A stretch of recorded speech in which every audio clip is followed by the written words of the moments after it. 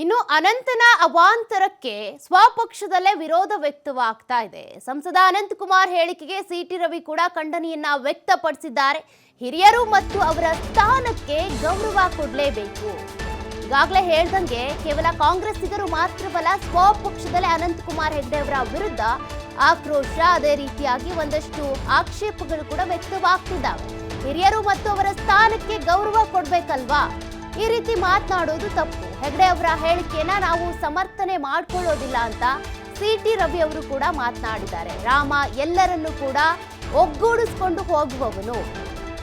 ಅವರು ಏಕವಚನದಲ್ಲಿ ಮಾತನಾಡಿರೋದನ್ನ ನಾವು ಕೂಡ ಒಪ್ಪೋದಿಲ್ಲ ಅಂತ ಸಿಟಿ ರವಿ ಹೇಳಿದ್ದಾರೆ. ಚಿಕ್ಕಮಗಳೂರಿನಲ್ಲಿ ಮಾಜಿ ಶಾಸಕ ಸಿಟಿ ರವಿ ಅವರ ಮಾತು ಅಂದ್ರೆ ಅನಂತಕುಮಾರ್ ಅವರ ವರ್ತನೆ ಏನಿದೆ, ಅವರ ಏಕವಚನದ ಹೇಳಿಕೆ ಏನಿದೆ, ಅವರು ಕೂಡ ಅದನ್ನ ಸಮರ್ಥನೆ ಮಾಡ್ಕೊಂಡಿಲ್ಲ. ಅವರು ಕೂಡ ವಿರೋಧವನ್ನೇ ವ್ಯಕ್ತಪಡಿಸಿದ್ದಾರೆ.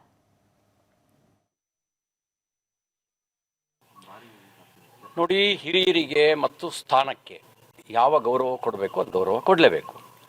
ಅವರು ಅನಂತಕುಮಾರ್ ಹೆಗಡೆ ಅವರ ಕಾರ್ಯಶೈಲಿ ಭಿನ್ನ ಇದೆ. ಹಾಗಂತ ಇನ್ನೊಬ್ಬರನ್ನ ಹರ್ಟ್ ಮಾಡುವಂಥ ಯಾವುದೇ ರೀತಿಯ ಹೇಳಿಕೆಯನ್ನು ನಾವು ಸಮರ್ಥಿಸೋದಿಲ್ಲ. ನಮ್ಮದು ರಾಮ ಎಲ್ಲರನ್ನೂ ಜೋಡಿಸ್ಕೊಂಡು ಹೋಗೋನು. ಹಾಗಾಗಿ ಅವರು ಏಕವಚನದಲ್ಲಿ ಮಾತಾಡಿರೋದನ್ನು ನಾವು ಒಪ್ಕೊಳ್ಳೋದಿಲ್ಲ. ಯಾವುದು ಅವ್ರು ಹೇಳಿರೋದನ್ನು ಅವ್ರ ಭಾವನೆ ಇರ್ಬೋದು, ನಿಜ.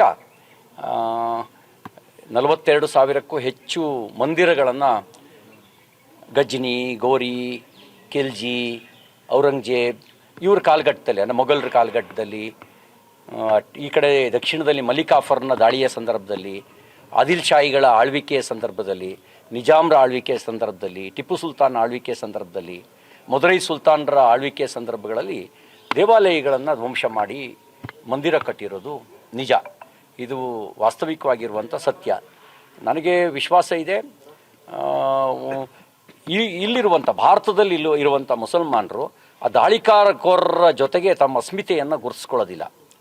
ಅವರು ಭಾರತೀಯತೆ ಮತ್ತು ಸನಾತನ ಪರಂಪರೆ ಇದಕ್ಕೆ ವಿಶ್ವಾಸ ಇಟ್ಟೇ ಈ ದೇಶದಲ್ಲಿ ಉಳ್ಕೊಂಡಿದ್ದಾರೆ ಅನ್ನುವಂಥ ವಿಶ್ವಾಸ ನನಗಿದೆ.